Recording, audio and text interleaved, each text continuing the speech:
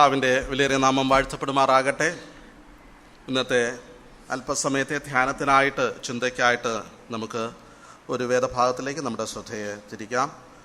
ഉൽപ്പത്തി പുസ്തകം 48-ാം അധ്യായം, അതിൻ്റെ 10-11 വാക്യങ്ങൾ നമുക്ക് വായിക്കാം. Genesis chapter 48 verse 10 and 11. എന്നാൽ ഇസ്രായേലിൻ്റെ കണ്ണ് വയസ്സുകൊണ്ട് മങ്ങി കാണുവാൻ വഹിയാതിരുന്നു. അവരെ അടുക്കൽ കൊണ്ടുചെന്നപ്പോൾ അവൻ അവരെ ചുംബിച്ച് ആലിംഗനം ചെയ്തു. ഇസ്രായേൽ യോസേഫിനോട്, നിന്റെ മുഖം കാണുമെന്ന് ഞാൻ വിചാരിച്ചിരുന്നില്ല, എന്നാൽ നിന്റെ സന്തതിയെയും കാണുവാൻ ദൈവം എനിക്ക് സംഗതി വരുത്തിയല്ലോ എന്ന് പറഞ്ഞു. വളരെ പരിചിതമായിട്ടുള്ള ഒരു ചരിത്ര പശ്ചാത്തലത്തിലേക്കാണ് നിങ്ങളുടെ ശ്രദ്ധയെ ഇന്ന് രാവിലെ ഞാൻ കൂട്ടിക്കൊണ്ടു പോകുന്നത്. യാക്കോബിൻ്റെ ജീവിതത്തിൻ്റെ സായം സന്ധ്യയിൽ സംഭവിച്ച ഒരു പ്രധാനപ്പെട്ട സംഭവത്തിലേക്കാണ് നിങ്ങളുടെ ശ്രദ്ധയെ ഞാൻ ക്ഷണിക്കുന്നത്. നാം വായിച്ച വേദഭാഗത്ത് നാം ഇങ്ങനെ കാണുന്നുണ്ട്, ഇസ്രായേലിൻ്റെ കണ്ണ് വയസ്സുകൊണ്ട് മങ്ങി കാണുവാൻ വഹിയാതിരുന്നു. തൻ്റെ പ്രായത്തിൻ്റെ ആധിക്യമെന്ന് പറയുമ്പോൾ ആ കാലത്തിലെ ആധിക്യമാണോ എന്ന് എനിക്കറിയില്ല. 147 വയസ്സ് പ്രായമുള്ള യാക്കോബ് കണ്ണ് കാണുവാൻ വഹിയാതെ വൃദ്ധനായി, തൻ്റെ ബലം ക്ഷയിച്ച്, ഒരർത്ഥത്തിൽ പറഞ്ഞാൽ തൻ്റെ മരണക്കിടക്കയിൽ ആയിരിക്കുകയാണ്. ആ സമയത്ത് തൻ്റെ ഏറ്റവും പ്രിയപ്പെട്ട മകനായ യോസേഫ് തൻ്റെ 2 മക്കളുമായിട്ട് തന്നെ കാണാൻ ചെല്ലുന്നു. ആ സന്ദർഭമാണ് ഇത്. മങ്ങിയ കാഴ്ചയിലും ഒളിമങ്ങാത്ത ഉൾക്കാഴ്ച സൂക്ഷിച്ച ഒരു ദൈവഭക്തനെ കുറിച്ചാണ് ഇന്ന് നാം ചിന്തിക്കുന്നത്. പ്രായത്തിൻ്റെ, ശാരീരികമായിട്ടുള്ള ക്ലേശങ്ങളുടെ, രോഗത്തിൻ്റെ, ക്ഷീണതയുടെ മധ്യത്തിലും തൻ്റെ ഉൾക്കാഴ്ച അല്ലെങ്കിൽ തൻ്റെ ആത്മീക ദർശനം എത്രത്തോളം തീക്ഷ്ണമായിരുന്നു, തീവ്രമായിരുന്നു എന്നുള്ളത് നമുക്ക് ഈ വചനത്തിലൂടെ മനസ്സിലാക്കുവാനായിട്ട് സാധിക്കും. A clear insight even in fading sight. മങ്ങിയ കാഴ്ചയിലും ഒളിമങ്ങാത്ത ഉൾക്കാഴ്ച ഉള്ള വ്യക്തിത്വം. എന്താണ് ഞാൻ എങ്ങനെ പറഞ്ഞത്? യാക്കോബിനെ സംബന്ധിച്ച് ഒരുപക്ഷെ നമ്മളൊരു ആത്മീക നേതാവായിട്ട് അദ്ദേഹത്തെ പരിഗണിക്കുവാനായിട്ട് നമുക്ക് വൈമനസ്യമാണ്. പലപ്പോഴും യാക്കോബിൻ്റെ സ്വഭാവം നമ്മോട് ചേർന്ന് നിൽക്കുന്ന ഒരു സ്വഭാവമായിട്ട് നാം ചിന്തിക്കാറുണ്ട്. യാക്കോബിൻ്റെ ജീവിതം, അവൻ്റെ ഇടപെടലുകൾ, അവൻ്റെ ജീവിതത്തിലെ സംഭവങ്ങളൊക്കെയും ഒരു ആത്മീക പൂർണ്ണതയുള്ള ഒരു മെച്വേർഡ് ക്രിസ്ത്യൻ്റെ അല്ലെങ്കിൽ വിശ്വാസിയുടെ ലക്ഷണങ്ങൾ ഒന്നും നമുക്കവിടെ കാണുവാൻ സാധിക്കുന്നില്ല. എന്നാൽ നാം വചനത്തിൽ വ്യക്തമായിട്ട് വായിക്കുന്നുണ്ട്, ഞാൻ ഏശാവിനെ ദ്വേഷിച്ച് യാക്കോബിനെ തിരഞ്ഞെടുത്തിരിക്കുന്നു. മാത്രമല്ല, വിശ്വാസ വീരന്മാരുടെ പട്ടികയിൽ യാക്കോബിനെ കുറിച്ച് വളരെ നന്നായിട്ട് വിശ്വാസത്തിൻ്റെ പോരാളിയായിട്ട് പ്രഖ്യാപിച്ചിട്ടുമുണ്ട്. എവിടെയാണ് യാക്കോബിൻ്റെ വിശ്വാസത്തിൻ്റെ ശ്രേഷ്ഠത, അവൻ്റെ ദൈവഭക്തിയുടെ ശ്രേഷ്ഠത, അവൻ്റെ ആത്മീക ദർശനത്തിൻ്റെ ശ്രേഷ്ഠത എന്ന് ചോദിച്ചു കഴിഞ്ഞാൽ തൻ്റെ ജീവിതത്തിൻ്റെ സായം ദിനങ്ങളാണ്, സായം സന്ധ്യകളാണ് എന്നുള്ളതിന് യാതൊരു തർക്കവുമില്ല. എബ്രായ ലേഖനകാരനായ വ്യക്തി വിശ്വാസ വീരന്മാരുടെ പട്ടിക എടുക്കുമ്പോൾ യാക്കോബിൻ്റെ ജീവിതത്തിൽ ഏതാണ് കണ്ടെത്തേണ്ടത്? അവൻ്റെ ബാല്യപ്രായമാണോ? അവൻ്റെ ആരോഗ്യമുള്ള യൗവനപ്രായമാണോ? അല്ല തൻ്റെ കുടുംബ പശ്ചാത്തലങ്ങളുമായിട്ട് ജീവിക്കുന്ന മധ്യവയസ്കനായ യാക്കോബിനെയാണോ? അതോ തൻ്റെ വാർദ്ധക്യത്തിൽ മരണക്കിടക്കയിൽ കിടക്കുന്ന യാക്കോബിനെയാണോ വിശ്വാസത്തിൻ്റെ ഉദാഹരണമായിട്ട് വെളിപ്പെടുത്തേണ്ടത്? ലേഖനകാരന് രണ്ടാമതൊന്ന് ആലോചിക്കേണ്ടി വന്നില്ല. അത് ഈ വായിച്ച സന്ദർഭമാണ് അവിടെ എടുത്തു പറയുന്നതായിട്ട് നമുക്ക് കാണുവാൻ സാധിക്കുന്നത്. നമ്മൾ എബ്രായ ലേഖനം 9-ാം അധ്യായം അതിൻ്റെ 27-ാമത്തെ വാക്യത്തിൽ നാം വായിക്കുന്നുണ്ട്, വിശ്വാസത്താൽ യാക്കോബ് മരണകാലത്തിങ്കൽ യോസേഫിൻ്റെ മക്കളെ ഇരുവരെയും അനുഗ്രഹിക്കുന്നതായിട്ടുണ്ട് നമുക്കവിടെ കാണുവാൻ സാധിക്കും.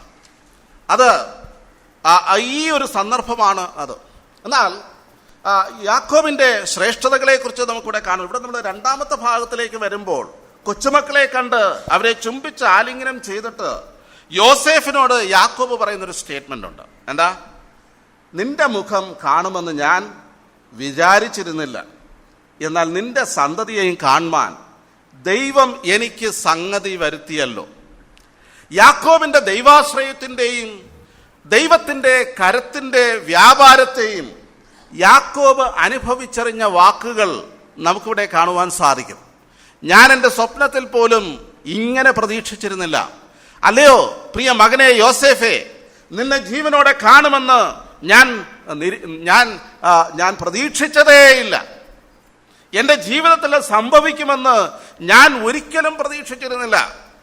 എന്നാൽ യാക്കോബോട് പറയുകയാണ്, ദൈവം നിന്നെ മാത്രമല്ല നിന്റെ മക്കളെയും കാണുവാൻ ദൈവം എനിക്ക് ഇടയാക്കി. പ്രിയമുള്ളവരെ, നമ്മുടെ ജീവിതത്തിൻ്റെ ഓരോ സംഭവങ്ങളിലേക്ക് നാം തിരിഞ്ഞു നോക്കുമ്പോൾ ദൈവത്തിൻ്റെ കരങ്ങളെ മറന്ന് നമുക്ക് എന്തെങ്കിലും പറയാൻ സാധിക്കുമോ? പ്രശംസിക്കുവാൻ യാക്കോബിനൊന്നുമില്ല. യാക്കോബിന് ഒരു കാര്യവും പ്രശംസിക്കുവാനില്ല. യാക്കോബിന്റെ മിടുക്ക് കൊണ്ടല്ല താൻ ഇന്നിവിടെ ആയിരിക്കുന്നത്, തനിക്കറിയാം. എന്നാൽ താൻ ഒരിക്കലും പ്രതീക്ഷിക്കാതിരുന്ന സ്ഥാനത്ത്, പ്രതീക്ഷിക്കാതിരുന്ന വിധത്തിൽ ദൈവം തന്നോട് ഇടപെട്ടു. തൻ്റെ ഏറ്റവും വലിയ ആഗ്രഹത്തെ താൻ സാധിപ്പിച്ചു. അത് നടക്കുമെന്ന് വിചാരിച്ചതല്ല, അത് സാധിപ്പിച്ചു എന്ന് മാത്രമല്ല, അതിനപ്പുറമായിട്ട് നാം കഴിഞ്ഞ ദിവസങ്ങളിൽ ചിന്തിച്ചുകൊണ്ടിരിക്കുന്ന ഒരു വേദഭാഗമാണ്. എന്നാൽ നാം ചോദിക്കുന്നതിലും നനയ്ക്കുന്നതിലും അത്യന്തം പരമായി ചെയ്യുവാൻ കഴിവുള്ള പ്രാപ്തിയുള്ള ഒരു ദൈവത്തിങ്കിലാണ് നാം ആശ്രയിക്കുന്നത്. ഇന്നും ആ അത്യന്തം പരമായി എന്നുള്ള വാക്കിൻ്റെ അർത്ഥം, അതിൻ്റെ വ്യാപ്തി എന്തുമാത്രമാണെന്ന് നാം പരതിക്കൊണ്ടിരിക്കുന്നതേ ഉള്ളൂ. എന്താണ് ദൈവം അത്യന്തം പരമായി ചെയ്തത്? നാം യാചിക്കുന്നുണ്ട്, നാം ചോദിക്കുന്നുണ്ട്, നാം പ്രാർത്ഥിക്കുന്നുണ്ട്. എന്നാൽ ദൈവം അത്യന്തം പരമായി ചെയ്യുന്നത് എങ്ങനെയാണ് എന്നുള്ളത് അതിന് റിസർച്ച് ചെയ്യേണ്ടിയിരിക്കുകയാണ്. അതിൻ്റെ പൂർണ്ണ അളവിൽ അത് കണ്ടെത്തുവാൻ നമുക്ക് സാധിക്കുമെന്ന് എനിക്ക് വിശ്വാസം പോരാ. എന്നാൽ ദൈവം അതിലും അത്യന്തം പരമായി ചെയ്യുവാൻ കഴിവുള്ള ഒരു ദൈവമാണ്. യാക്കോബിന്റെ ജീവിത ദർശനത്തിൽ കാതലായിട്ടുള്ള രൂപാന്തരം സംഭവിച്ചു കഴിഞ്ഞു. ഇത് തൊട്ട് മുമ്പുള്ള അധ്യായത്തിലേക്ക് വരുമ്പോൾ 47 അധ്യായത്തിൽ തനിക്ക് 130 വയസ്സ് പ്രായമുള്ളപ്പോൾ, അല്ലെങ്കിൽ മിസ്രൈമിലേക്ക് താൻ കടന്നു വന്നപ്പോൾ, അതിൻ്റെ ആദ്യ കാലഘട്ടങ്ങളിൽ ഫറവോനെ ചെന്ന് സന്ദർശിക്കുന്ന ഒരു രംഗമുണ്ട്.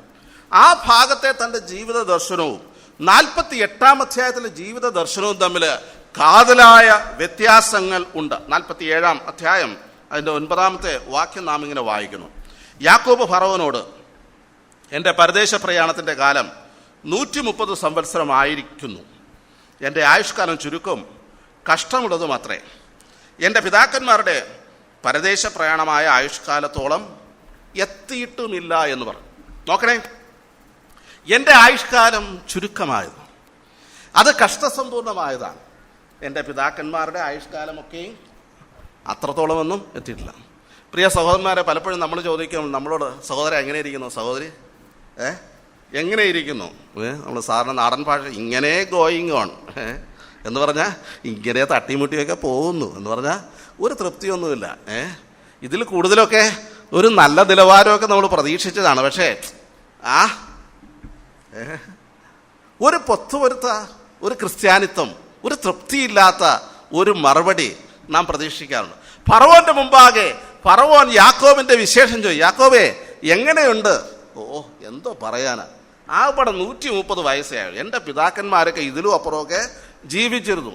അത് വളരെ ചെറിയ ആയുഷ്കാലമാണ്, വളരെ കഷ്ടസമ്പൂർണമാണ്. 47 അധ്യായത്തിൽ യാക്കോബ് തൻ്റെ ജീവിതത്തെ ആ നിലയിൽ വിലയിരുത്തുമ്പോൾ 48 തൻ്റെ വീക്ഷണം മാറുകയാണ്. 17 വർഷത്തെ ഒരു ഗ്യാപ്പ്, ഇടവേള. ആ ഇടവേളയിൽ യാക്കോബ് ആത്മീകമായിട്ട് വളരുകയാണ്. വയസ്സാം കാലത്താണ് ആത്മീക വളർച്ച. ഇത്രയും കാലം എവിടെയായിരുന്നു? പ്രിയമുള്ളവരെ, നമ്മൾ വിചാരിക്കും വയസ്സൊക്കെ ആയിക്കഴിഞ്ഞാൽ പിന്നെ എന്താ ആത്മീയ വളർച്ചയൊന്നും വേണ്ട.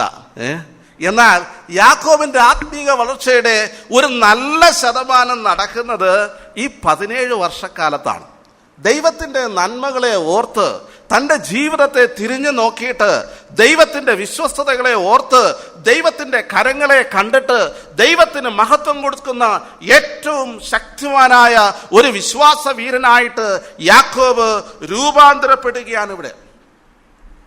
നമുക്കറിയാം, യോസേഫിന്റെ ചെറുപ്പകാലം ഏകദേശം 17 വയസ്സ് വരെ യാക്കോബിനോടൊപ്പമായിരുന്നു, അല്ലേ?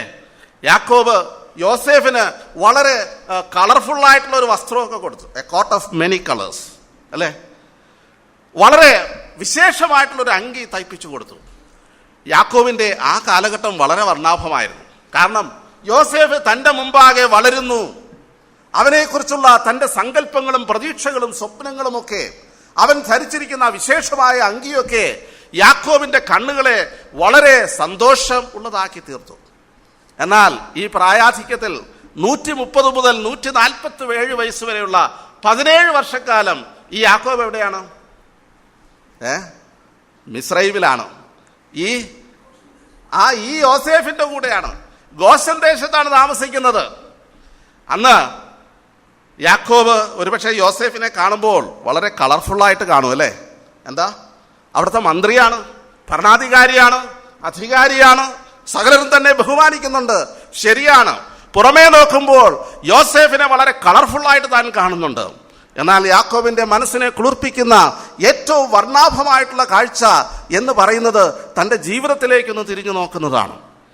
ജീവിതത്തിൽ താൻ കടന്നുപോയ ഓരോ ഏടുകളും തിരിഞ്ഞു നോക്കുമ്പോൾ അയ്യോ, അത് എത്രമാത്രം ശ്രേഷ്ഠമായിട്ട് തനിക്ക് അനുഭവപ്പെടുകയാണ്. ദൈവം തന്നെ നടത്തിയ വിധങ്ങളെക്കുറിച്ചുള്ള ഓർമ്മകൾ തന്നെ വല്ലാതെ ആകർഷിക്കുകയാണ്. പ്രിയമുള്ളവരെ, ദൈവത്തിൻ്റെ തിരഞ്ഞെടുപ്പിൻ്റെ മഹത്വം നമുക്കിവിടെ കാണാൻ സാധിക്കും. ഒരുപക്ഷെ ഞാൻ യേശാവിനെ ദ്വേഷിച്ച് യാക്കോബിനെ തിരഞ്ഞെടുത്തു എന്ന് പറയുമ്പോൾ നമ്മിൽ പലരുമൊക്കെ നെറ്റി ചുളിക്കും. നാം പറയുമായിരിക്കും, യാക്കോബിനേക്കാൾ എത്രയോ മെച്ചമായിരുന്നു ആര്? യേശാവ്. കൊരിന്ത്യർക്കെഴുതിയ 1-ാം ലേഖനം അതിൻ്റെ 1-ാം അധ്യായം 26-ാം വാക്യത്തിൽ നിങ്ങളുടെ വിളിയെയും നോക്കുവിൻ, നിങ്ങളെ തിരഞ്ഞെടുപ്പിനെ നോക്കുവിൻ. ദൈവം ജ്ഞാനിയെ ലജ്ജിപ്പിപ്പാൻ ഭോഷത്വമായത് തിരഞ്ഞെടുത്തിരിക്കുകയാണ്, ബലമുള്ളതിനെ ലജ്ജിപ്പിക്കുവാൻ ബലഹീനമായത് തിരഞ്ഞെടുത്തിരിക്കുകയാണ്, ഉള്ളതിനെ ഇല്ലായ്മ ചെയ്യുവാൻ അവൻ കുലഹീനവും നികൃഷ്ടവും ഏതുമില്ലാത്തതിനെയും തിരഞ്ഞെടുത്തിരിക്കുകയാണ്. ഒരു ജഡവും തന്നിൽ പ്രശംസിക്കാതിരിക്കേണ്ടത്. പ്രിയമുള്ളവരെ, നമ്മുടെ തിരഞ്ഞെടുപ്പ് നമ്മുടെ മിടുക്ക് കണ്ടിട്ടല്ല ദൈവം തിരഞ്ഞെടുത്തിരിക്കുന്നത്. ദൈവത്തിന്റെ തിരഞ്ഞെടുപ്പിന്റെ ശ്രേഷ്ഠത, അതിന്റെ മഹത്വം നമുക്കവിടെ കാണുവാൻ സാധിക്കും. എന്തുകൊണ്ട് ദൈവം അങ്ങനെ തിരഞ്ഞെടുത്തു എന്ന് ചോദിച്ചു കഴിഞ്ഞാൽ, ഒരു ജഡവും തങ്ങളിൽ പ്രശംസിക്കാതിരിക്കണം. മഹത്വം മുഴുവൻ ദൈവത്തിന് വരേണ്ടതിനാണ്. പ്രിയമുള്ളവരെ, ദൈവത്തിന്റെ തീരുമാനങ്ങൾ ഒരിക്കലും തെറ്റാകുകയില്ല.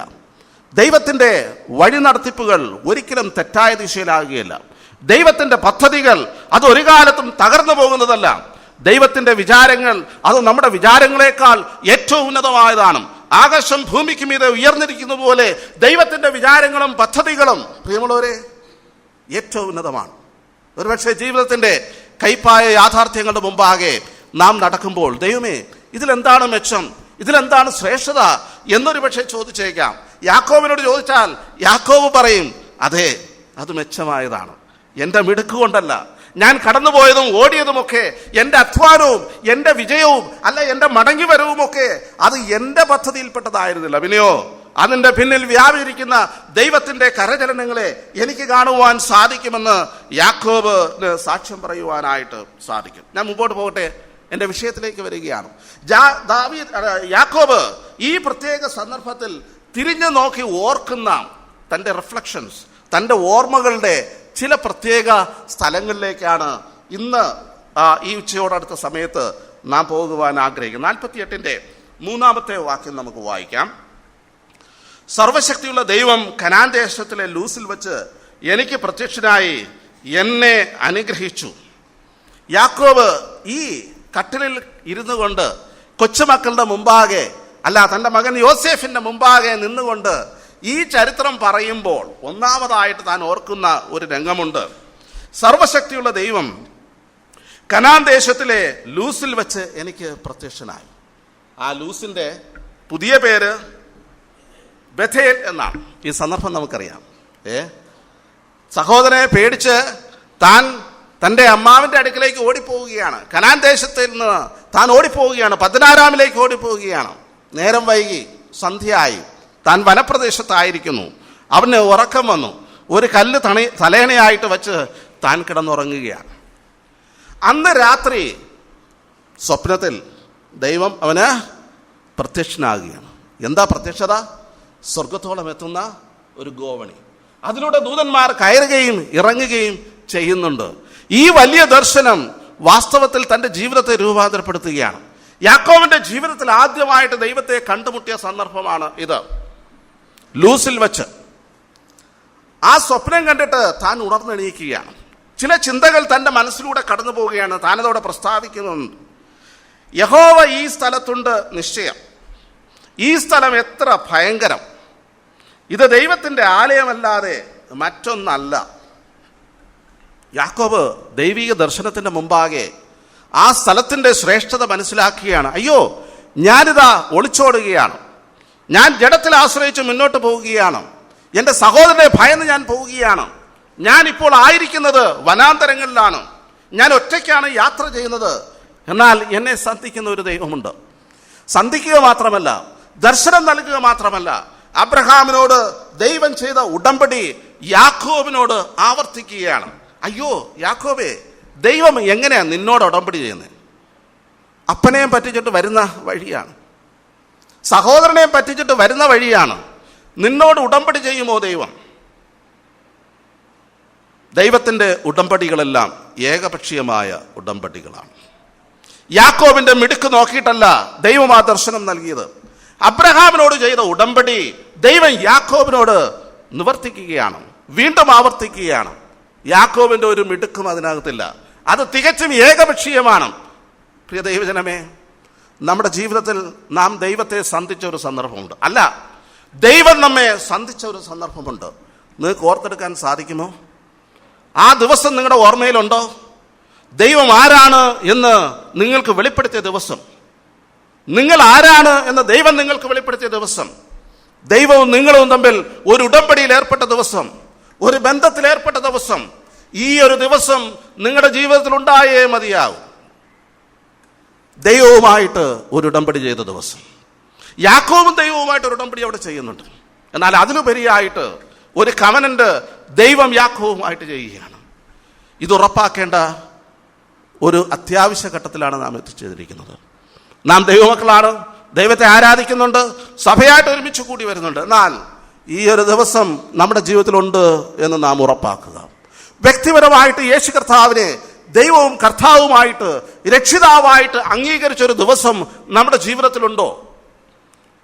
യേശുവിനെ കർത്താവെന്ന് വായ് കൊണ്ട് ഏറ്റുപറഞ്ഞ് ഹൃദയം കൊണ്ട് അവനിൽ വിശ്വസിച്ച ഒരു ദിവസം. അങ്ങനെ ഇല്ല എങ്കിൽ ഇന്നത്തെ ദിവസം ആ ദിവസമായി തീരട്ടെ. പ്രിയമുള്ളവരെ, നമ്മുടെ പാപത്തിന്റെ പരിഹാരത്തിന് വേണ്ടി കാൽവറി ക്രൂശിൽ ഇതാ ഒരു വലിയ ഉടമ്പടി നിവർത്തിച്ചിരിക്കുകയാണ്. രക്തത്താൽ സ്ഥാപിച്ച ഒരു പുതിയ നിയമം, സ്വന്തം രക്തത്താൽ അവനൊരു വലിയ വീണ്ടെടുപ്പ് ഒരുക്കിയിരിക്കുകയാണ്. സകല മനുഷ്യർക്കും രക്ഷാകരമായിട്ടുള്ള ദൈവകൃപ ഉദിച്ചിരിക്കുകയാണ്. 2000 വർഷങ്ങൾക്ക് മുമ്പ് കാൽവറിയിൽ തൻ്റെ പുത്രനെ തകർത്തുകൊണ്ട് പാപത്തിന് പ്രതിപകരയാകുമായിട്ട്, പ്രായശ്ചിത്തയാകുമായിട്ട് ദൈവം ഒരുക്കിക്കൊണ്ട് ഒരു ഉടമ്പടിയിൽ ഏർപ്പെട്ടിരിക്കുന്നു. എന്താണ് ആ ഉടമ്പടി? വിശ്വാസത്താൽ ആർക്കും ദൈവത്തെ സമീപിക്കാം, ആർക്കും പാപമോചനം പ്രാപിക്കാം. അവനെ കൈക്കൊണ്ട് അവന്റെ നാമത്തിൽ വിശ്വസിക്കുന്ന ഏവർക്കും ദൈവമക്കളാകുവാൻ അധികാരമുണ്ട്. ഒരു വ്യക്തിപരമായിട്ടുള്ള ബന്ധം ജീവിതത്തിൽ ദൈവവുമായിട്ടുണ്ടായേ മതിയാകും. അല്ലാതെ ആ ബന്ധമില്ലാതെ ഞാനും കൂടെയുണ്ട് എന്ന് നമ്മൾ ആരെങ്കിലും കരുതിയിട്ടുണ്ടെങ്കിൽ കൂടെയുണ്ട് എന്നുള്ളത് ശരിയാണ്. എന്നാൽ ദൈവവുമായിട്ട് യാതൊരു ബന്ധവുമില്ലാതെ കൈവിടപ്പെടുന്ന ഒരു രംഗത്തിലേക്ക് മാറ്റപ്പെടുമെന്നുള്ളതിന് സംശയമില്ല. 1977 നവംബർ മാസം 27 എനിക്ക് മറക്കുവാൻ സാധ്യമല്ല. ദൈവവുമായിട്ട് അവനെ സന്ധിച്ച ഒരു ദിവസം, സുവിശേഷത്തിന്റെ സ്വാധീനത എന്നിൽ ഉണ്ടായ ദിവസം, എൻ്റെ പാപത്തെക്കുറിച്ച് പശ്ചാത്തപിക്കുവാൻ, എൻ്റെ പാപത്തെ ഏറ്റുപറയുവാൻ, യേശു കർത്താവിനെ ഏറ്റവും വലിയവനായിട്ട് കർത്താവായിട്ട് സ്വീകരിക്കുവാൻ, എൻ്റെ പാപത്തിൻ്റെ മോചകനായിട്ട്, എൻ്റെ രക്ഷിതാവായിട്ട് കണ്ടെടുത്തുവാൻ എൻ്റെ ജീവിതത്തിൽ ലഭിച്ച ഭാഗ്യം. അന്ന് എനിക്ക് 9 വയസ്സ് മാത്രമേ പ്രായമുള്ളൂ. അത് എനിക്ക് ഒരു കാലവും മറക്കാൻ സാധിച്ചില്ല. ജീവിതത്തിലെ ഏത് കയറ്റത്തിലും ഏതിറക്കത്തിലും തിരിഞ്ഞു നോക്കുമ്പോൾ ദൈവമേ നീ എൻ്റെ ദൈവം എന്ന് പറയുവാൻ എനിക്ക് സാധിക്കുന്നെങ്കിൽ ഞാൻ ദൈവത്തെ അന്വേഷിച്ചു പോയതല്ല. എന്നെ തേടി ഇറങ്ങി വന്ന് ഞാനുമായിട്ടൊരു ബന്ധം സ്ഥാപിച്ചൊരു ദൈവത്തിൻ്റെ ആ കരങ്ങളിൽ മുറുകെ പിടിക്കുവാൻ എനിക്ക് സാധിക്കുന്നു. പ്രിയമുള്ളവരെ, വിശ്വാസ ജീവിതയാത്രയിൽ ഈ കാര്യം മറന്നു പോകരുത്. യാക്കോബ് ഓർത്തെടുക്കുകയാണ്, ലൂസ് അല്ലെങ്കിൽ ബഥേൽ ദൈവത്തിന്റെ ഭവനമായിട്ട് എൻ്റെ ജീവിതം മാറിത്തീർന്ന ആ ഒരു സന്ധ്യാകാലം, രാത്രികാലം താൻ തനിച്ചേ ഉള്ളൂ. പ്രിയമുള്ളവരെ, ഇത് നാം ഉറപ്പാക്കേണ്ടത് ആവശ്യമാണ്. രണ്ടാമതായിട്ട് താൻ ഓർത്തെടുക്കുന്ന മറ്റൊരു ജീവിത സാഹചര്യം 48-ാം അധ്യായം 7-ാം വാക്യം. ഞാൻ പദ്ധനിൽ നിന്ന് വരുമ്പോൾ കനാൻ ദേശത്തിലെ എഫ്രാത്തിലെത്തുവാൻ അല്പം ദൂരം മാത്രം ഉള്ളപ്പോൾ വഴിയിൽ വെച്ച് റാഹേൽ മരിച്ചു. ഞാൻ അവളെ അവിടെ ബെത്ലഹേം എന്ന എഫ്രാത്തിലുള്ള വഴിയരികെ അടക്കം ചെയ്തു. യാക്കോബിന്റെ സാക്ഷ്യം നിങ്ങൾ വായിച്ചു നോക്കിയാൽ റാഹേലിനെ കുറിച്ച് ആവർത്തിച്ച് പറയുന്നത് കാണുവാൻ സാധിക്കും. അത് വെറുതെ അല്ല. റാഹേൽ യാക്കോബിന്റെ ജീവിതത്തിൽ ധാരാളം സ്വാധീനം ചെലുത്തിയിട്ടുണ്ട്. ഒരുപക്ഷെ തൻ്റെ ജീവിതത്തെ രൂപാന്തരപ്പെടുത്തിയത് അല്ലെങ്കിൽ വഴിതിരിച്ചു വിട്ടത്, വളരെ സ്വാധീനിച്ച ഒരു വ്യക്തിത്വം എന്ന് പറയുന്നത് റാഹേൽ ആയിരുന്നു. നമുക്കറിയാം, ചെറുപ്രായത്തിൽ പദ്ദനാരാമിൽ ലാബാന്റെ ഭവനത്തിൽ താൻ എത്തിച്ചേരുമ്പോൾ അവിടെ താൻ കണ്ടുമുട്ടിയ ഒരു വ്യക്തിയാണ് ആര്? ഈ റാഹേൽ. റാഹേലിനോട് യാക്കോബിന് വലിയ ഇഷ്ടം തോന്നി. അവളെ വിവാഹം കഴിക്കുവാനായിട്ട് ആ പിതാവിൻ്റെ അടുക്കൽ ചെല്ലുകയാണ്. അതൊക്കെ സമ്മതിച്ചു. 7 വർഷം വേല ചെയ്യുക, അല്ലേ? ഇന്നത്തെ കാലത്ത് ഇങ്ങനെ വല്ല ആലോചന ഉണ്ടായിരുന്നു നമ്മുടെ സഹോദരന്മാർ എത്ര പേര് കല്യാണം കഴിക്കും? എൻ്റെ മകളെയൊക്കെ തരാം, ഒരു കാര്യം ചെയ്യും, 7 വർഷം വീട്ടിൽ പണി ചെയ്യും. നിനക്ക് അധ്വാനം ചെയ്യാൻ കഴിവുണ്ടോ? നിനക്ക് ജോലി ചെയ്യാൻ മനസ്സുണ്ടോ? അല്ലെങ്കിൽ അതൊക്കെ ഒന്ന് നോക്കട്ടെ. വേണ്ടല്ലേ? അങ്ങനെ 7 വർഷം അല്ല, യാക്കോബ് 7 വർഷം ആദ്യം ആരെ കൊടുത്തത്? ലേയെ കൊടുത്തത്. ഈ പണിയൊന്നും പറ്റത്തില്ല അല്ലേ? അന്ന് തന്നെ ആ വീട്ടിൽ നിന്ന് ഇറങ്ങി പുറപ്പെടേണ്ടതാണ്. ആരെങ്കിലും ഇങ്ങനെ കല്യാണത്തിന് പെണ്ണിനെയൊക്കെ പറഞ്ഞുറപ്പിച്ച് വെച്ചിട്ട് സമയത്ത് പെണ്ണിനെ മാറ്റിക്കളയുമോ? ഇത് ലോകത്ത് ഒരു മനുഷ്യനും ചെയ്യാത്ത ചതിയാണ്. യാക്കോബിന് അത് തന്നെ വേണം, അല്ലേ? അത് തന്നെ വേണം. വീട്ടിലെ ചേട്ടനെ ചതിച്ചപ്പോഴോ ഇത് ഓർത്തില്ല, അപ്പനെ ചതിച്ചപ്പോൾ ഇത് ഓർത്തില്ല. ഇതിലും വലിയ ചതി ലോകത്തൊരു മനുഷ്യനും കിട്ടാനില്ല. പറ്റിയ അമ്മായിയപ്പൻ്റെ അടുക്കലാണ് ആര് ചെന്ന് ചേർന്ന്? യാക്കോബ് ചെന്ന് ചേർന്ന്. യാക്കോബ് പിന്നത്തേതിൽ സാക്ഷ്യം പറയുന്നുണ്ട്. ഒരു പ്രാവശ്യമല്ല, റാഹേലിനോട് പറയും, നിന്റെ അപ്പൻ 10 പ്രാവശ്യം എന്നെ പറ്റിച്ചു. എണ്ണി വെച്ചിരിക്കുകയാണ്, ഡയറിയിൽ എഴുതി വെച്ചിരിക്കും. 1, 2, 3, 4 എണ്ണി ചതിക്കുന്ന ഒരു അമ്മായിയപ്പൻ്റെ അടുക്കലാണ് ആര് ചെന്ന് കയറിയത്? എന്നാൽ റാഹേലിന് വേണ്ടി വീണ്ടും ചോദിച്ചപ്പോൾ, അല്ല അമ്മായിയപ്പ, എന്താ ഈ പരിപാടി? ഞാൻ റാഹേലിനല്ലേ ചോദിച്ചത്, ലേയല്ലോ നീ എനിക്ക് തന്നത്. പോട്ടെ മോനെ, നിനക്ക് റാഹേലിനെ തരാം, ഒരു 7 വർഷം കൂടെ. അതൊന്നും പറ്റില്ല. എന്തേ യാക്കോബ് സമ്മതിച്ചത്? 7 വർഷം കൂടെ. റാഹേലിനെ അത്രയധികം സ്നേഹിച്ചതുണ്ട്. തൻ്റെ ജീവിതത്തിൽ ഒരുപക്ഷെ ഏറ്റവും സ്വാധീനം കഴിച്ച വ്യക്തി ആരാണ്? റാഹേലാണ്. മറന്നു പോകരുത്. യാക്കോബ് സാക്ഷ്യം പറയുന്നുണ്ട്, വെളുപ്പാങ്കാലത്തെ രാവിലെയുള്ള മഞ്ഞ് കൊണ്ടും ഉച്ചയ്ക്കുള്ള വെയിൽ കൊണ്ടും അമ്മായിയപ്പൻ്റെ ആടുകളെ മേയിച്ച് ഞാൻ ഈ മരുഭൂമിയിൽ ചുറ്റി നടന്നു. സായം സന്ധ്യയിൽ ക്ഷീണിച്ച് വീട്ടിലേക്ക് വരുമ്പോൾ ഒരു കട്ടൻ കാപ്പിയുമായിട്ട് റാഹേൽ നിൽക്കും. യാക്കോബിന്റെ ക്ഷീണം വകവയ്ക്കാതെ, യാക്കോബിന്റെ മുശുക്കുവാടം വകവയ്ക്കാതെ യാക്കോബിനെ ശുശ്രൂഷിച്ചൊരു റാഹേലുണ്ട്.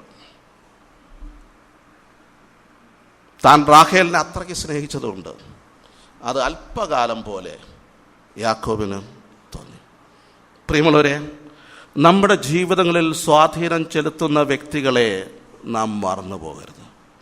നമ്മെ നാം ആക്കിയ വ്യക്തികൾ അനേകരുണ്ട്. അത് ഒരുപക്ഷെ നമ്മുടെ ഭാര്യയായിരിക്കാം, നമ്മുടെ പിതാവായിരിക്കാം, നമ്മുടെ സഹോദരങ്ങളായിരിക്കാം, നമ്മുടെ കൂട്ടു സഹോദരങ്ങളായിരിക്കാം.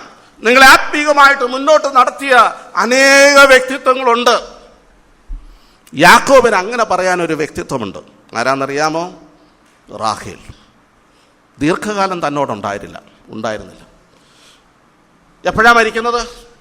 20 വർഷം കഴിഞ്ഞിട്ട് ലാബാന്റെ ഭവനത്തിൽ നിന്ന് മടങ്ങി വരുന്ന വഴിക്ക് യോസേഫ് പിറന്നതിന് ശേഷം ആ വഴിയിൽ വെച്ച് രണ്ടാമത്തെ പൈതലിന് ജന്മം നൽകുകയാണ്. ബെന്യാമീന് ജന്മം നൽകുകയാണ്. ബേത്ലഹേം എഫ്രാത്തിലേക്കുള്ള വഴിയരികെ വെച്ച് ആ മകനെ ജന്മം നൽകിയിട്ട് റാഹേൽ ഈ ലോകത്തോട് യാത്ര പറയുകയാണ്. വർഷം 1070 കഴിഞ്ഞു. ആ വഴിത്തലയ്ക്കൽ ഒരു സ്ഥലത്ത് റാഹേലിനെ അടക്കിയിട്ട് താൻ യാത്ര മുന്നോട്ട് പോവുകയാണ്. ഇതാ 147 വയസ്സിൽ തൻ്റെ മനസ്സിൽ ഇന്നും തളർത്തി നിൽക്കുന്ന ഒരു ഓർമ്മയായിട്ട്, ഒരു ചിന്തയായിട്ട് റാഹേലുണ്ട്. എന്തുകൊണ്ടെന്നാൽ തൻ്റെ ജീവിതത്തെ കരുപ്പിടിപ്പിക്കുന്നതിൽ റാഹേലിന് വലിയ പങ്കുണ്ട്. പ്രിയമുള്ളവരെ, മറന്നു പോകരുതേ. നമ്മുടെ ജീവിതങ്ങളെ ആത്മീക വഴികളിൽ നമ്മെ തെളിയിച്ച, നയിച്ച, നമ്മെ ശക്തിപ്പെടുത്തിയ, നാം ക്ഷീണിച്ചപ്പോൾ സാരമില്ല എന്ന് പറഞ്ഞ് നമ്മെ പ്രോത്സാഹിപ്പിച്ച, നമുക്ക് ഒരല്പം ചൂടുവെള്ളം തന്ന്, നമുക്കല്പം ഭക്ഷണം തന്ന്, നമ്മുടെ വിശ്രമത്തിന് വേണ്ടി നമ്മെ സഹായിച്ചവരെ നാം മറന്നു പോകരുത്. യാക്കോബിന്റെ സ്വഭാവം തെളിഞ്ഞു വരികയാണ്. കുടുംബത്തിൽ അനേക പ്രശ്നങ്ങളുണ്ടായിരുന്നിരിക്കാം, അനേക വഴക്കുകളുണ്ടായിരുന്നിരിക്കാം. പക്ഷെ അതൊന്നും യാക്കോബിന് ഈ ഒരു കാര്യത്തിൽ സംശയമേ ഉണ്ടാക്കുന്നില്ല. പ്രിയമുള്ളവരെ, നാം തിരിച്ചറിയുക, നിങ്ങളുടെ പങ്കാളിയെ നിങ്ങൾ എത്രമാത്രം വിലമതിക്കുന്നു. നിങ്ങളുടെ ജീവിതത്തിൽ സ്വാധീനം ചെലുത്തിയവരെ. യാക്കോബ് തൻ്റെ കുടുംബത്തിൻ്റെ പശ്ചാത്തലത്തെ താൻ മറന്നു പോകുന്നില്ല. അവിടെ കുടുംബത്തിലെ മക്കളുടെ കാര്യമോ എന്തുമായിക്കൊള്ളട്ടെ, തൻ്റെ ജീവിതത്തിലെ പരാജയങ്ങൾ എന്തുമായിക്കൊള്ളട്ടെ, അതൊന്നുമല്ല ഇവിടെ പറയുന്നത്. തനിക്ക് ഓർക്കുവാനായിട്ട് മറ്റൊരു വ്യക്തിത്വമുണ്ട്. അത് തൻ്റെ ഭാര്യയായിരുന്ന റാഹേൽ തന്നെയാണ്. മൂന്നാമതായിട്ട് അതിൻ്റെ 16 വാക്യം, എന്നെ സകല ദോഷങ്ങളിൽ നിന്നും വിടുവിച്ച ദൂതൻ ഈ കുട്ടികളെ അനുഗ്രഹിക്കുമാറാകട്ടെ. മൂന്നാമതായിട്ട് യാക്കോബ് ഓർത്തെടുക്കുന്ന ഒരു സന്ദർഭമുണ്ട്. ആ സന്ദർഭം, എന്നെ സകല ദോഷങ്ങളിൽ നിന്നും വിടുവിച്ച ദൂതൻ. ഏത് ദൂതനെ കുറിച്ചാണ് ഇവിടെ യാക്കോബ് ഓർത്തെടുക്കുന്നത്? നിങ്ങൾക്ക് പറയാമോ? ഏതാ? യാക്കോബിന്റെ ജീവിതത്തിൽ ഏറ്റവും ഭയപ്പെട്ട ഒരു ദിവസം, ഏറ്റവും ഭ്രമിച്ചു പോയൊരു ദിവസം, നാളത്തെ ദിവസം പുലരുമ്പോൾ ഞാനില്ല എന്ന് ഉറപ്പിച്ച ഒരു ദിവസം എന്നാണ്. ഒറ്റയ്ക്ക് ഒരു വടിയോടുകൂടെ നദിയിൽ നിന്ന് കടന്ന് അക്കരയ്ക്ക് പോയ യാക്കോബ് 2 കൂട്ടമായിട്ട് തിരിച്ചു വരികയാണ്. എങ്ങോട്ട് വരികയാണ്? കനാൻ ദേശത്തിലേക്ക് വരികയാണ്. വന്നപ്പോഴാണ് യാക്കോബ് അറിയുന്നുണ്ട്, ഇതാ തൻ്റെ ജ്യേഷ്ഠൻ 100-400 പേരുമായിട്ട് എന്ത് ചെയ്യുകയാണ്? എതിരേൽക്കാൻ വരികയാണ്. കൊള്ളാം, നന്നായിരിക്കുന്നു. ആരെ പേടിച്ചാ ഇവിടെ നിന്ന് പോയത്? ഏശാവിനെ പേടിച്ചാ പോയത്. ഇതാ മടങ്ങി ഒറ്റയ്ക്കല്ല വരുന്നത്, മക്കളും ഒക്കെ ആയിട്ട്, ദാസീദാസന്മാരും ആടിമാടുകളും സമ്പത്തുകളും ഒക്കെ ആയിട്ട് താൻ കടന്നു വരികയാണ്. നാം അനേക വാക്യങ്ങൾ അതിനകത്ത് വായിക്കുന്നുണ്ട്. 32 അധ്യായത്തിൽ അതിൻ്റെ 7 വാക്യത്തിൽ യാക്കോബ് ഏറ്റവും ഭ്രമിച്ച് ഭയപരവശനായി എന്ന് നാം കാണുന്നു. ഏറ്റവും ഭ്രമിച്ച് ഭയപരവശനായി. എന്താ പേടി? ഇത്രയും പേരുമായിട്ട് ഏശാവ് വരുന്നെങ്കിൽ അത് എന്നെ മാത്രം ലക്ഷ്യമാക്കിയാണ്, അത് എന്നെ കൊണ്ടുപോകാനാണ് വരുന്നത്. ഏശാവ് പണ്ട് പറഞ്ഞിട്ടുണ്ട്, നിന്റെ അപ്പനെയും അമ്മയെക്കുറിച്ച് വിലപിക്കുന്ന ഒരു കാലമുണ്ട്, അത് കഴിഞ്ഞിട്ട് നിന്നെ കണ്ടോളാമെന്ന് പറഞ്ഞ ഒരു കാര്യം മനസ്സിൽ കിടപ്പുണ്ട്. യാക്കോബ് ഉറപ്പിച്ചു, ഏശാവിൻ്റെ കയ്യാൽ ഞാൻ ഒടുങ്ങാൻ പോവുകയാണ്. അപ്പൊ ഇനി എന്താ വഴി രക്ഷപ്പെടാൻ? ഇനി രക്ഷപ്പെടാനുള്ള തന്ത്രങ്ങളൊക്കെ ആലോചിക്കുകയാണ്. എങ്ങനെ രക്ഷപ്പെടാൻ? ഫ്രണ്ടില് ഒരു കൂട്ടത്തെ വിടുകയാണ്. അതെന്താ? യാക്കോബിനുള്ള സമ്മാനങ്ങൾ. ആടുമാടുകൾ, ദാസീദാസന്മാർ. എന്നിട്ട് അവരോട് പറയുകയാണ്, ഏശാവും കൂട്ടരും വരുമ്പോൾ നിങ്ങൾ പറയണം ഇതെന്താകുന്നു എന്ന് ചോദിക്കുമ്പോൾ, യാക്കോബ് നിനക്കായിട്ട് നൽകുന്ന സമ്മാനങ്ങളാണ്. അവനെ പ്രീതിപ്പെടുത്തണം, അവന്റെ കോപത്തെ ശമിപ്പിക്കണം. രണ്ടാമതൊരു കൂട്ടരെ നിർത്തി. ആരാ? ലേയെയും കൂട്ടരെ. ലേയെയും ലേയുടെ മക്കളെയും ദാസീദാസന്മാരെയൊക്കെ അടുത്ത കൂട്ടം. പിന്നെ ഒരു കൂട്ടത്തെ നിർത്തി. ആരാ? റാഹേലും ദാസിയും മക്കളും എല്ലാം കൂടെ ചേർന്ന് മറ്റൊരു കൂട്ടം.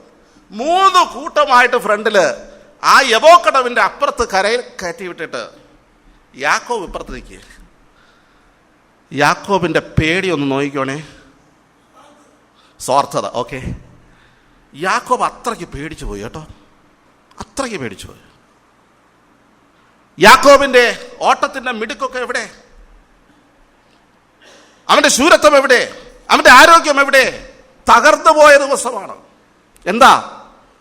ആ കൂട്ടത്തെ കൊല്ലുന്നെങ്കിൽ പോകട്ടെ, അടുത്ത കൂട്ടത്തിന് രക്ഷപ്പെടാമല്ലോ. രണ്ടാമത്തെ കൂട്ടത്തെയും കൊല്ലുന്നെങ്കിൽ പോട്ടെ, മൂന്നാമത്തെ കൂട്ടം രക്ഷപ്പെടാമല്ലോ. മൂന്നാമത്തെ കൂട്ടത്തെയും കൊല്ലുന്നെങ്കിൽ എനിക്ക് രക്ഷപ്പെടാമല്ലോ. സകല പദ്ധതിയൊക്കെ നടത്തിയിട്ട് ഇതാ തലയും കുത്തി നിൽക്കുകയാണ്, പ്രാർത്ഥിക്കുകയാണ്. ആര്? യാക്കോബ്. 32:10 ഏശാവിൻ്റെ കയ്യിൽ നിന്ന് എന്നെ രക്ഷിക്കണമേ. ദൈവത്തോട് നിലവിളിച്ച് പ്രാർത്ഥിക്കുകയാണ്. ഒരു ദൈവദൂതൻ അവിടെ ഇറങ്ങി വന്നു. ഉഷസ്സാകുവോളം ദൂതനുമായിട്ട് മൽപ്പിടുത്തം നടത്തുകയാണ്. നീ എന്നെ അനുഗ്രഹിച്ചല്ലാതെ ഞാൻ നിന്നെ വിടുകയില്ല. പ്രിയമുള്ളവരെ, ജീവിതത്തിൽ ചില ഘട്ടങ്ങളുണ്ട്, ചില സമയങ്ങളുണ്ട്. സകല പിടിയും വിട്ടിട്ട് ദൈവത്തിൻ്റെ മുമ്പാകെ വീഴുവാനായിട്ട് ചില സമയങ്ങളുണ്ട്. നമ്മെ തകർക്കുന്ന, നമ്മെ സമർപ്പിതരാക്കുന്ന ചില സന്ദർഭങ്ങളുണ്ട്. നീ എന്നെ അനുഗ്രഹിച്ചല്ലാതെ ഞാൻ നിന്നെ വിടുകയില്ല.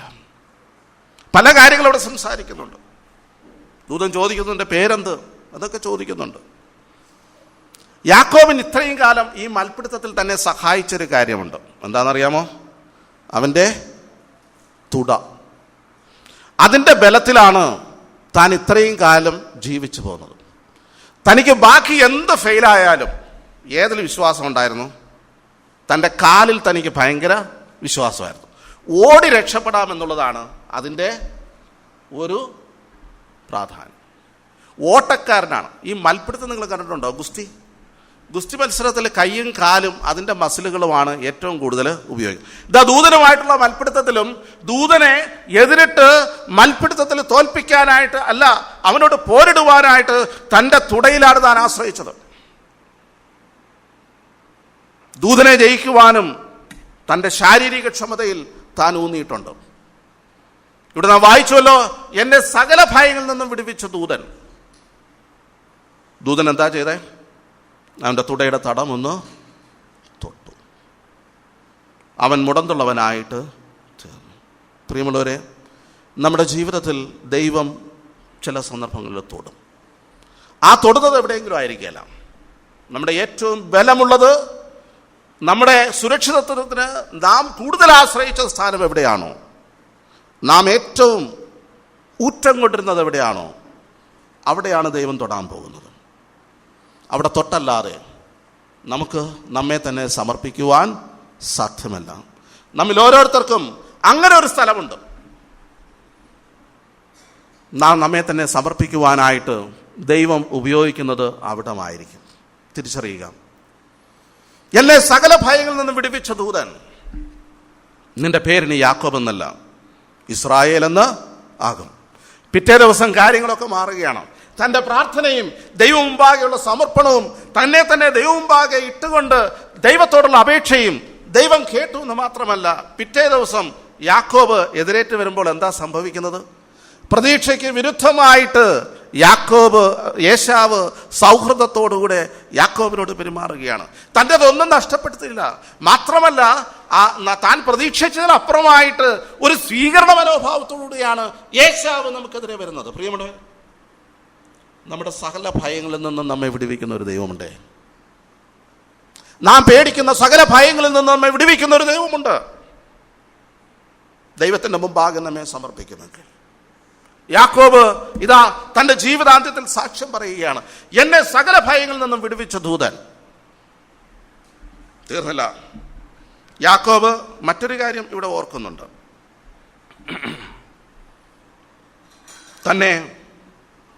തനിക്ക് വേണ്ടി കരുതൽ നടത്തിയൊരു ദൈവം. അത് പല ഭാഗങ്ങളിലായിട്ട് സ്കാറ്റർ ചെയ്തു. 1-2 വാക്യങ്ങൾ നിങ്ങളുടെ ശ്രദ്ധയിൽ കൊണ്ട് 3-ാം വാക്യം ഒന്ന് വായിച്ചോളൂ. 3-ാം വാക്യത്തിൽ സർവശക്തിയുള്ള ദൈവം കനാൻ ദേശത്തിലെ ലൂസിൽ വെച്ച് എനിക്ക് പ്രത്യക്ഷനായി, എന്നെ അനുഗ്രഹിച്ച ദൈവം. അതിന്റെ 11-ാം വാക്യം, ഞാൻ നിന്റെ മുഖം കാണുമെന്ന് ഞാൻ വിചാരിച്ചിരുന്നില്ല, എന്നാൽ നിന്റെ സന്തതിയെയും കാണുവാൻ ദൈവം എനിക്ക് സംഗതി വരുത്തിയല്ലോ. 15-ാമത്തെ വാക്യം, പിന്നെ അവൻ യോസേഫിനെ അനുഗ്രഹിച്ചു, എൻ്റെ പിതാക്കന്മാരായ അബ്രഹാമും ഇസാഖും ഭജിച്ചു പോന്ന ദൈവം, ഞാൻ ജനിച്ച നാൾ മുതൽ ഇന്നുവരെയും എന്നെ പുലർത്തിയിരിക്കുന്ന ദൈവം, എന്നെ സകല ദോഷങ്ങളിൽ നിന്ന് വിടുവിച്ച ദൂതൻ ഈ കുട്ടികളെ അനുഗ്രഹിക്കുമാറാകട്ടെ. ഞാൻ ജനിച്ച നാൾ മുതൽ ഇന്നുവരെ എന്നെ പുലർത്തിയത് ആരാണ്? എന്നെ പുലർത്തിയ ദൈവം ആരാണ്? എന്നെ വഴി നടത്തിയ ദൈവം ആരാണ്? എന്നെ അനുഗ്രഹിച്ച ദൈവം ആരാണ്? ഇസ്രായേൽ മക്കളോട് മോശ മുഖാന്തരം ദൈവം കൽപ്പിക്കുന്നുണ്ട്, നിങ്ങൾ പണിതിട്ടില്ലാത്ത പട്ടണങ്ങളിൽ വീടുകളിൽ നിങ്ങൾ പാർക്കും, നിങ്ങൾ കൃഷി ചെയ്യാത്ത വയലുകളിൽ നിന്ന് നിങ്ങൾ അനുഭവിക്കും, നിങ്ങൾ അടിമ വീടായ മിസ്രൈമിൽ നിന്ന് ഞാൻ നിങ്ങൾക്ക് നൽകുന്ന കനാൻ ദേശത്തേക്ക് നിങ്ങളെ കൊണ്ടുവരും. എന്നാൽ നിങ്ങൾ എന്ത് ചെയ്യരുത്? നിന്റെ സ്വന്തം കൈയാൽ നീ അത് നേടിയെന്ന് പറയരുത്. നിന്റെ സ്വന്തം കൈയാൽ അത് നിനക്ക് ലഭ്യമായി എന്ന് നീ പറയരുത്. യാക്കോബ് ഇത്രയും കാലം തൻ്റെ അധ്വാനവും ഓട്ടവും തൻ്റെ ഉപായത്വവും എല്ലാം ഉണ്ടായിരുന്നു, ശരിയാണ്. എന്നാൽ താൻ ഇതെല്ലാം തിരിഞ്ഞു നോക്കിയിട്ട് പറയുന്നത് എന്താണെന്നറിയാമോ? ഞാൻ ജനിച്ച നാൾ മുതൽ ഇതുവരെ. പ്രിയമുള്ളവരെ, ഇത് നമ്മുടെയും സാക്ഷ്യമല്ലേ? നാം ജനിച്ച നാൾ മുതൽ ഇതുവരെ ഇന്നുവരെയും എന്നെ പോറ്റി പുലർത്തിയ ദൈവം, എന്നെ വഴി നടത്തിയ ദൈവം, എൻ്റെ അവിശ്വസ്തതകളെ കണക്കിടാതെ എന്നെ അനുഗ്രഹിച്ച ദൈവം, എൻ്റെ കുറവുകളെ ഓർക്കാതെ എൻ്റെ പാതകളെ നേരെയാക്കിയ ദൈവം, ഈ ദൈവത്തെ മറക്കുവാൻ സാധിക്കും? ഈ ദൈവം വിശ്വസ്തൻ തന്നെയാണ്, മാറ്റമില്ലാത്ത ദൈവം. പ്രിയമുള്ളവരെ, നന്ദി കൊണ്ട് നാം ദൈവത്തെ മഹത്വപ്പെടുത്തിയേ മതിയാവും, സ്തോത്രം അർപ്പിച്ചേ മതിയാവും. നാം പലപ്പോഴും ഇതെല്ലാം ടേക്കൺ ഫോർ ഗ്രാൻഡഡ്. ഇതൊക്കെ അങ്ങനെയാണ്. ഇല്ല, അങ്ങനെയല്ല. ഇതിൻ്റെ എല്ലാത്തിൻ്റെയും പിന്നിൽ ദൈവത്തിൻ്റെ കരമുണ്ട്, ദൈവത്തിൻ്റെ നടത്തിപ്പുണ്ട്, ദൈവത്തിൻ്റെ പദ്ധതിയുണ്ട് എന്നുള്ളത് നമ്മൾ വിസ്മരിക്കരുത്. എൻ്റെ കൈയാൽ, എൻ്റെ അധ്വാനത്താൽ ഞാൻ ഇതൊക്കെ നേടിയെന്ന് നാം പറയരുത്. ഇത് ദൈവം ദാനമായിട്ട് തരുന്നതാണ്. ആയുസ്, ആരോഗ്യം, വിദ്യാഭ്യാസം, തൊഴിൽ, ഉപജീവനം, ജീവിതത്തിൽ വേണ്ട സകല സൗഭാഗ്യങ്ങളും, ബന്ധങ്ങൾ, ഇതൊക്കെ ദൈവത്തിൻ്റെ ദാനം. മക്കൾ, ദൈവത്തിൻ്റെ ദാനം.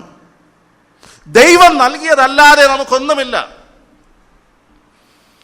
ഇത് വ്യക്തമായിട്ട് മനസ്സിലാക്കുക പ്രിയമുള്ളവരെ. ഒരുപക്ഷെ ജീവിതത്തിൻ്റെ തീഷ്ണതയിൽ, അല്ലെങ്കിൽ ചോരയുടെ തിളപ്പിൽ നാം ചിലപ്പോൾ ഇതൊക്കെ മറന്നിട്ട് പറയും, ഇത് എൻ്റെ കൈയാൽ ഞാൻ അധ്വാനിച്ചതാണ്, ഇതെൻ്റെ മിടുക്കാണ്, ഇതെൻ്റെ നേട്ടമാണ്. എന്ത് നേട്ടമാണ്? വെറും വട്ടപൂജ്യമാണ്. കുലഹീനവും നികൃഷ്ടവുമായത്, ഒന്നുമില്ലാത്തത്, ഏതുമില്ലാത്തത് ദൈവം തിരഞ്ഞെടുത്ത് തൻ്റെ മക്കളാക്കി തീർത്ത് സ്വർഗത്തിലെ സകല ആത്മീയ അനുഗ്രഹങ്ങളും നൽകി പ്രഭുക്കന്മാരോടുകൂടെ, തൻ്റെ ജനത്തിൻ്റെ പ്രഭുക്കന്മാരോടുകൂടെ ഇരുത്തിയിരിക്കുന്നു. എന്ത് പ്രശംസയാണ് നമുക്ക് എടുക്കാനുള്ളത്? സകല മഹത്വവും ദൈവത്തിന്. All glory to God. സകല മഹത്വവും ദൈവത്തിന്. യാക്കോബ് അത് തിരിച്ചറിയുകയാണ്. ജീവിതത്തിലെ നിസ്സാരമെന്ന് തോന്നുന്ന ഘട്ടങ്ങളിൽ പോലും അതിൻ്റെ പിന്നിൽ ദൈവത്തിൻ്റെ പ്രൊവിഡൻസ് തിരിച്ചറിയുവാനായിട്ട് നമ്മുടെ കണ്ണുകൾ പ്രകാശിപ്പിക്കപ്പെടട്ടെ, നമ്മുടെ ഹൃദയദൃഷ്ടികൾ പ്രകാശിപ്പിക്കപ്പെടട്ടെ. വീണ്ടും അതിൻ്റെ അവസാന ഭാഗത്തേക്ക് വരുമ്പോൾ ഇതാ 2 കൊച്ചുമക്കളെ തന്നിരിക്കുകയാണ്, എഫ്രൈം, മനശ്ശെ.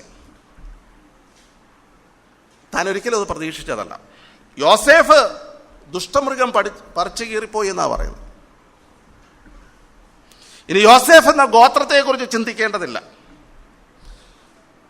യോസേഫ് എന്ന മകനെക്കുറിച്ചും ചിന്തിക്കേണ്ടതില്ല. എന്നാൽ ഇപ്പോൾ ഇതാ യോസേഫ് നിൽക്കുന്നുണ്ട്. മാത്രമല്ല 2 മക്കള്, എഫ്രൈമും മനശ്ശെയും, അല്ല മനശ്ശെയും എഫ്രൈമും എവിടെ നിൽപ്പുണ്ട്? യാക്കോബിൻ്റെ മുമ്പാകെ നിൽക്കുകയാണ്. യാക്കോബ് പറയുന്ന ഒരു സ്റ്റേറ്റ്മെന്റ് ഉണ്ട്, ഇത് നമുക്ക് കേട്ടാൽ ഒരു പക്ഷേ 5-ാം വാക്യം 48:5. മിസ്രൈമിൽ നിന്റെ അടുക്കൽ ഞാൻ വരും മുമ്പേ നിനക്ക് മിസ്രൈം ദേശത്ത് വെച്ച് ജനിച്ച 2 പുത്രന്മാരായ മനശ്ശെയും എഫ്രൈമും എനിക്കുള്ളവരായിരിക്കട്ടെ. എന്താ യാക്കോബോട് പറയുന്നത്? മിസ്രൈമിൽ വെച്ച് നിനക്ക് 2 മക്കൾ ജനിച്ചില്ലേ, ആ മക്കള് എൻ്റെ മക്കളാണ്. യാക്കോബിന് 12 മക്കളുണ്ട്. യോസേഫിന്റെ മക്കളെ താൻ ദത്തെടുക്കുകയാണ്. എന്താ? ദത്തെടുക്കുകയാണ്. എന്നിട്ട് പറയുന്നുണ്ട്, താഴോട്ട് പറയുന്നുണ്ട്, ഇതിന് ശേഷം, ഇവരുടെ ശേഷം നിനക്ക് ജനിക്കുന്ന സന്തതിയോ നിനക്കുള്ളവരായിരിക്കട്ടെ. യോസേഫേ, ഈ 2 മക്കളുണ്ടല്ലോ, ഞാനിങ്ങെടുക്കുക. ഇനി നിനക്ക് മക്കൾ ജനിക്കുകയാണെങ്കിൽ അവര് നിന്റെ മക്കളെന്ന ലേബലിൽ പൊക്കോട്ടെ. എന്താ സംഭവിച്ചതെന്നറിയാമോ? എഫ്രൈമിനെയും മനശ്ശെയും ഗോത്രപിതാക്കന്മാരായി താൻ അവരോധിക്കുകയാണ്. ദൈവിക നിയോഗപ്രകാരം ഈ 2 കൊച്ചുമക്കളെ മക്കളുടെ സ്ഥാനത്തേക്ക് കൊണ്ടുവരികയാണ്. അത് യാക്കോബിന്റെ ചിന്തയാണോ? ഇല്ല. പിന്നെ ആരുടെ ചിന്തയാ? ദൈവാത്മാവിന്റെ നിയോഗമാണ്. ഇസ്രായേൽ മക്കളിൽ ആർക്ക് ഗോത്രപിതാക്കന്മാരാകണം? ആരാ നിശ്ചയിച്ചത്? യാക്കോബാണോ? അല്ല. പിന്നെ ആരാ? ദൈവം താൻ തന്നെയാണ്. എഫ്രൈം ഗോത്രവും മനശ്ശെ ഗോത്രവും എങ്ങനെ ഇസ്രായേൽ ഗോത്രങ്ങളിൽ വന്നു? യാക്കോബിന്റെ തീരുമാനമാണോ? അല്ല, യഹോവയായ ദൈവത്തിന്റെ തീരുമാനമാണ്. ആ തീരുമാനം എങ്ങനെ യാക്കോബ് പറഞ്ഞു? അവിടെയാണ് യാക്കോബിന്റെ മഹത്വം. ഇതാ എഫ്രൈം, മനശ്ശെ, അവരെക്കുറിച്ചുള്ള ദൈവ പദ്ധതികൾ വ്യക്തമായിട്ട് കാണുവാനുള്ള ഉൾക്കാഴ്ച ആർക്കുണ്ടായിരുന്നു? യാക്കോബിനുണ്ടായിരുന്നു. തന്റെ കാഴ്ച ഭംഗി ശരിയാണ്, അവരെ നേരാവണ്ണം കാണാൻ പറ്റുന്നില്ല. അതിൽ ആരാണ് മൂത്തത് ഇളയത് എന്ന് ഒന്നും തിരിച്ചറിയാൻ പറ്റുന്നില്ല. യോസേഫ് അപ്പനെ പഠിപ്പിക്കാൻ ശ്രമിക്കുന്നുണ്ട്. അല്ലേ? നമ്മളും പലപ്പോഴും അങ്ങനെയാണ്. പക്ഷെ യാക്കോബിന്റെ മറുപടി ഒന്ന് ശ്രദ്ധിക്കണേ. എന്താ മറുപടി പറഞ്ഞ്? ഈ പഠിപ്പിച്ചപ്പോഴത്തേക്കും 18-ാം വാക്യം, യോസേഫ് അപ്പനോട്, അങ്ങനെയല്ല എൻ്റെ അപ്പ, ഇവനല്ലോ ആദ്യജാതൻ, ഇവന്റെ തലയിൽ വലം കൈ വയ്ക്കണമേ എന്ന് പറഞ്ഞു.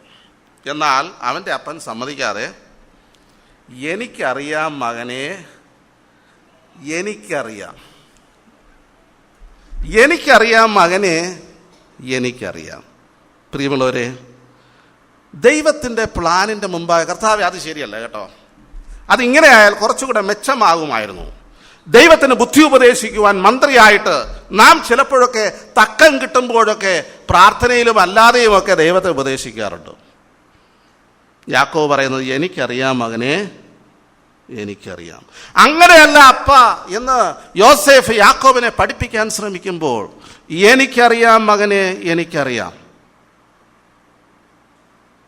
സ്വർഗീയ ദർശനം, ഉൾക്കാഴ്ച, ആത്മീക ദർശനം, ഇത് തിരിച്ചറിയാനായിട്ട് യാക്കോബിന് സാധിച്ചു എന്നുള്ളത് വലിയ കാര്യമാണ്. അനുഗ്രഹിക്കുവാനായിട്ട് മക്കളെ കൊണ്ട് നിർത്തുമ്പോൾ വലങ്കൈയുടെ മുമ്പാകെ മനശ്ശെയെയും ഇടം കൈയുടെ മുമ്പാകെ എഫ്രൈമിനെയും കൊണ്ട് നിർത്തിയപ്പോൾ കണ്ണു കണ്ടുകൂടാത്ത യാക്കോബ് എല്ലാം അറിഞ്ഞുകൊണ്ട് കൈ പിണച്ചു വെച്ച് അനുഗ്രഹിക്കുകയാണ്.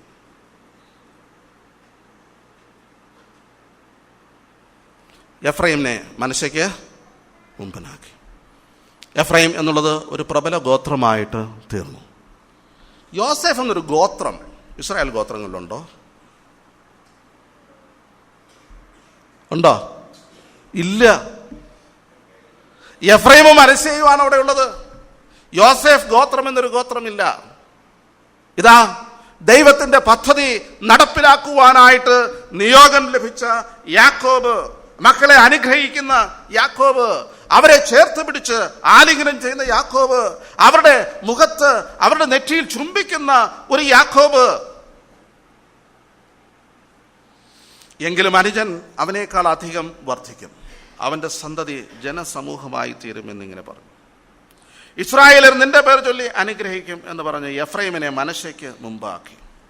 പ്രിയമുള്ളവരെ, ദൈവിക പദ്ധതികൾ കാണുവാനുള്ള വീക്ഷണം തനിക്ക്. ഒരു കാര്യം കൂടെ പറഞ്ഞ് ഞാൻ അവസാനിപ്പിക്കട്ടെ. യാക്കോബിന്റെ ഭാവി ദർശനം 21-22 വാക്യങ്ങൾ. യോസേഫിനോട് ഇസ്രായേൽ പറഞ്ഞത്, ഇതാ ഞാൻ മരിക്കുന്നു, ദൈവം നിങ്ങളോടുകൂടെ ഇരുന്ന് നിങ്ങളെ നിങ്ങളുടെ പിതാക്കന്മാരുടെ ദേശത്തേക്ക് മടക്കി കൊണ്ടുപോകും. എൻ്റെ വാളും വില്ലും കൊണ്ട് ഞാൻ അമോര്യരുടെ കയ്യിൽ നിന്നും പിടിച്ചടക്കിയ മലഞ്ചെരിവ് ഞാൻ നിന്റെ സഹോദരന്മാരുടെ ഓഹരിയിൽ കവിഞ്ഞതായിട്ട് നിനക്ക് തന്നിരിക്കുന്നു. ഞാനിതാ മരിക്കുന്നു, ഞാനിതാ മരിക്കുന്നു. മരണത്തിനപ്പുറത്ത് എന്താണ്? യാക്കോബിന് നല്ല നിശ്ചയമുണ്ട്. എന്താ? ഇതാ ഒരു അവകാശം നിങ്ങൾക്കായിട്ടുണ്ട്. നിങ്ങളെ നടത്തുവാനായിട്ട് ഒരു ദൈവമുണ്ട്, നിങ്ങളെ സഹായിക്കുവാനായിട്ട് ഒരു ദൈവമുണ്ട്, നിങ്ങൾക്കൊരു പ്രത്യാശയുണ്ട്. എത്ര വർഷം കഴിഞ്ഞിട്ടാണ് ഈ അവകാശം കിട്ടുന്നതെന്നറിയാമോ? ഇപ്പോൾ മിസ്രൈമിൽ തുടങ്ങിയതേ ഉള്ളൂ. 430 വർഷം പ്ലസ് ഒരു 40 വർഷം മരുഭൂമിയിൽ, 470 വർഷം. 470 വർഷം കഴിഞ്ഞിട്ടാണ് ഈ ഇസ്രായേൽ മക്കൾ പിന്നീട് എന്ത് ചെയ്യുന്നത്? കനാൻ ദേശത്ത് അവകാശം ലഭിക്കുന്നത്. ഏകദേശം 500 വർഷത്തിനടുത്ത വർഷങ്ങളുടെ മുൻകൂട്ടി താൻ കാണുകയാണ്. എന്താ പറയുന്നത്? There's a God who is walking with you. ദൈവം നിങ്ങളോടുകൂടെ ഇരിക്കുന്നു, ദൈവം നിങ്ങളോടുകൂടെ ഇരിക്കുന്നു. ഞാനിതാ മരിക്കുന്നു, ദൈവം നിങ്ങളോടുകൂടെ. ഇതാ ദൈവം നിങ്ങളെ ഒരു നാളും കൈവിടുകയില്ല, ഞാൻ നിങ്ങളെ ഒരു നാളും കൈവിടുകയില്ല, ഉപേക്ഷിക്കില്ല. ഞാനോ ലോകാവസാനത്തുള്ള എല്ലാ നാളും നിങ്ങളോട്. ഇതാ വരുന്ന 500 വർഷത്തേക്ക് നിങ്ങളോട് കൂടെ ഇരിക്കാൻ ഒരു ദൈവമുണ്ട്. മറന്നു പോകരുതേ. പലരുമൊക്കെ മാറിപ്പോകും, പലരുമൊക്കെ വിട്ടുപോകും, അവരൊക്കെ മരിച്ചു പോകും. എന്നാൽ കൂടെ ഇരിക്കുന്ന ഒരു കർത്താവുണ്ട്, നമ്മെ വഴി നടത്തുവാൻ മതിയായ ഒരു കർത്താവുണ്ട്. There is an inheritance, ഒരു അവകാശമുണ്ട്. കനാൻ ദേശത്തിൽ ഒരു അവകാശമുണ്ട്.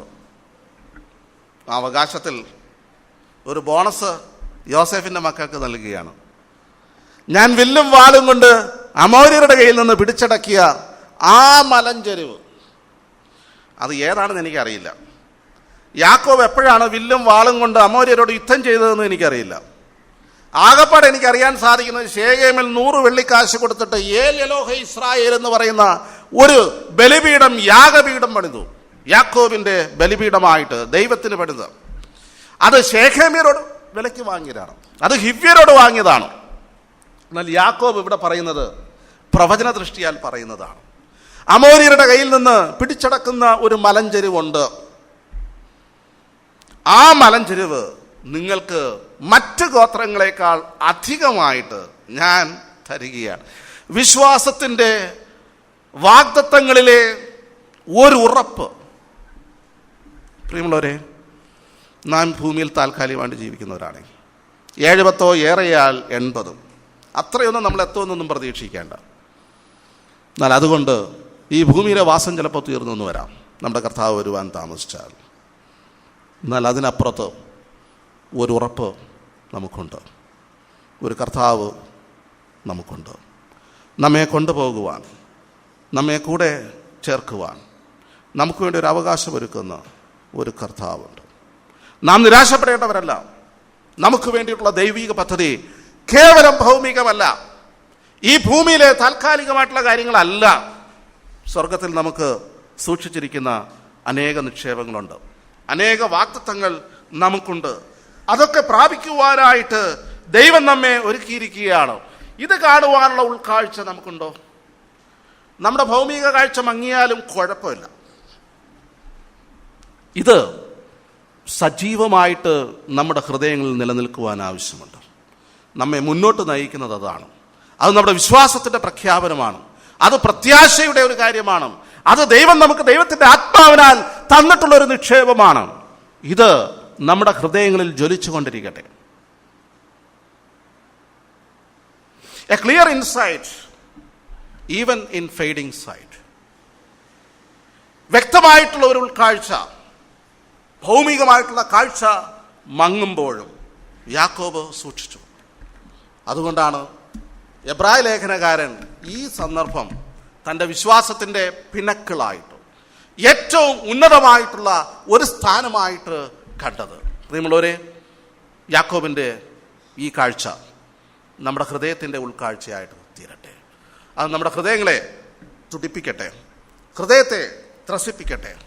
നമ്മുടെ കർത്താവിനോടുള്ള പ്രത്യാശ നാൾക്കുനാൾ വർദ്ധിച്ചു വരട്ടെ. നമ്മുടെ പൗരത്വമോ സ്വർഗത്തിലാകുന്നു. അവിടെ നമ്മുടെ രക്ഷിതാവായി നമ്മുടെ കർത്താവ് വരും എന്ന് നാം അറിയുന്നു. അവൻ നമ്മുടെ താഴ്ചയുള്ള ശരീരത്തെ തൻ്റെ മഹത്വമുള്ള ശരീരത്തോട് അനുരൂപമായിട്ട് രൂപാന്തരപ്പെടുത്തും. നിങ്ങളുടെ ഹൃദയം കലങ്ങിപ്പോരുത്. ദൈവത്തിൽ വിശ്വസിപ്പേൻ, എന്നിൽ വിശ്വസിപ്പേൻ. എൻ്റെ പിതാവിൻ്റെ ഭവനത്തിൽ അനേക വാസസ്ഥലങ്ങളുണ്ട്. ഇല്ലെങ്കിൽ ഞാൻ നിങ്ങളോട് പറയുമായിരുന്നു. ഞാൻ നിങ്ങൾക്ക് സ്ഥലമൊരുക്കുവാൻ പോകുന്നു. ഞാൻ പോയി സ്ഥലമൊരുക്കിയാൽ ഞാനിരിക്കുന്നിടത്ത് നിങ്ങളെ ഇരുത്തേണ്ടതിന് പിന്നെയും വന്ന് നിങ്ങളെ എൻ്റെ അടുക്കൽ ചേർത്തുകൊള്ളും. കർത്താവ് താൻ ഗംഭീരനാദത്തോടും പ്രധാന ദൂതൻ്റെ ശബ്ദത്തോടും ദൈവത്തിൻ്റെ കാഹളത്തോടും സ്വർഗത്തിൽ നിന്ന് ഇറങ്ങി വരികയും ക്രിസ്തുവിൽ മരിച്ചവർ മുമ്പേ ഉയർത്തെഴുന്നേൽക്കുകയും പിന്നെ ജീവനോടെ ശേഷിക്കുന്ന നാം രൂപാന്തരപ്പെട്ട് അവരോടൊരുമിച്ച് ആകാശമേഘങ്ങളിൽ കർത്താവിനെ എതിരേൽപ്പാനായിട്ട് എടുക്കപ്പെടും. ഒരു വലിയ പ്രത്യാശ നമുക്കുണ്ട്. പ്രിയമുള്ളവരെ, നമുക്ക് സന്തോഷിക്കാം, നമുക്ക് ഉത്സാഹഭരിതരായിട്ട് തീരാം. നമ്മുടെ കർത്താവ് നമ്മെ ഉപേക്ഷിക്കുന്നവരല്ല, നമ്മുടെ കൂടെ ഇരിക്കുന്നവനാണ്. പരാജയങ്ങളുണ്ട്, പോരായ്മകളുണ്ട്, അവിശ്വസ്തതകളുണ്ട്, ഇതെല്ലാം അവിടെ നിൽക്കുന്നുണ്ട്. എന്നാൽ നമ്മോട് ഉടമ്പടി ചെയ്ത കർത്താവ് തൻ്റെ ഉടമ്പടി നിറവേറ്റുവാൻ പ്രതിജ്ഞാബദ്ധമാണ്. അവൻ നമ്മെ ഒരു നാളും കൈവിടുകയില്ല. വഴിയിൽ ഉപേക്ഷിച്ച് പോകുന്നവരല്ല നമ്മുടെ കർത്താവ്. ഈ ദൈവത്തിൽ നമുക്ക് ആശ്രയിക്കാം. അവൻ്റെ ആത്മാവ് നമ്മെ സഹായിക്കുമാറാകും.